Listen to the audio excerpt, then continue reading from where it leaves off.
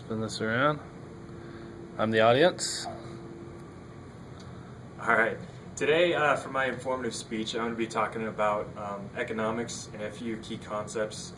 Hopefully that will help you if you need to take an economics class, especially if you're going to be majoring in the College of Business. It's going to be really important. Currently, I'm actually working on minoring in economics, and it's definitely a challenging course, but it's definitely rewarding. And once you learn the key concepts, it's really not too difficult. So to begin with, what is economics?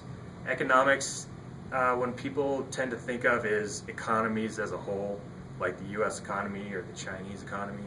But really, what we're talking about in economics is basically a social science that studies how people make decisions, whether it be individuals, businesses, or actual economies, like I said earlier. So what I'm going to talk about today is a few key concepts that'll help you out when you take your initial introduction to econ courses. I'll be talking about supply and demand and how they affect markets. So to begin with, the two main branches of economics are micro and macroeconomics. Microeconomics studies the aspects of individuals, businesses, and households and how they interact in the economy. And macroeconomics studies economies as a whole. So the U.S. economy, the issues that deal with it, like unemployment, inflation, things like that. So to apply economic thinking in your own life, I'm going to bring up a few key concepts that economics tries to answer. First off is choices are trade-offs. So for example, right now, you can either spend your time studying to improve your grades in your classes, or you can spend your time working and earning money.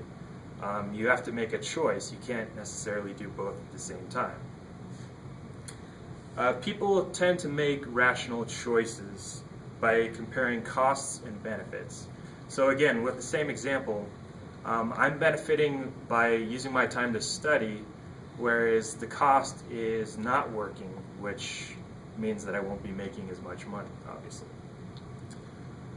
Benefits are what you gain, which are determined by your preferences. So right now, I guess you could say my preference right now is getting a good grade in my speech class. So that's why I'm spending as much time as I can. Costs are what you must give up in order to get something. The opportunity cost is the highest valued alternative that must be given up to get it. So again, I'm giving up the opportunity to work and earn money right now because I'm in the library studying. Most choices deal with how much, in other words, quantities. Choices are made at the margin.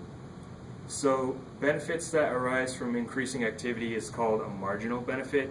So if I spend another hour studying, that's my marginal benefit to my class.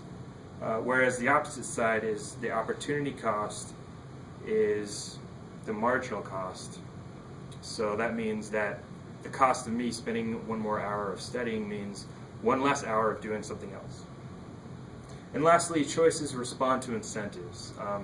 Everybody responds to incentives that influence their own self-interest, whether it be individuals, businesses, or countries.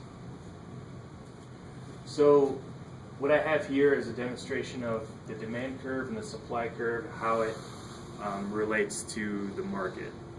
So in any kind of market, whether it be perfectly competitive or monopolistic, every market has buyers and sellers. And demand is what represents buyers in the market. If you demand something, that means you want it, you can afford it, and you plan to buy it. The law of demand states that other things remaining the same, the higher the price of a good, the smaller the quantity demanded. And the lower the price of a good, the greater is the quantity demanded. So on this graph, you can see that when the quantity demanded of a good is at 1, the price is at 5, which means that only one person will demand one quantity of that item because it's at such a high price. Now, there's two things you need to know about demand and supply curves. There's two different types of movements on the demand curve. Movements along the demand curve relate to changes in prices only, whereas changes in demand or changes in supply relate to other factors that don't relate to prices. So, for example, when the demand curve shifts to the right, that means that something other than a price has influenced that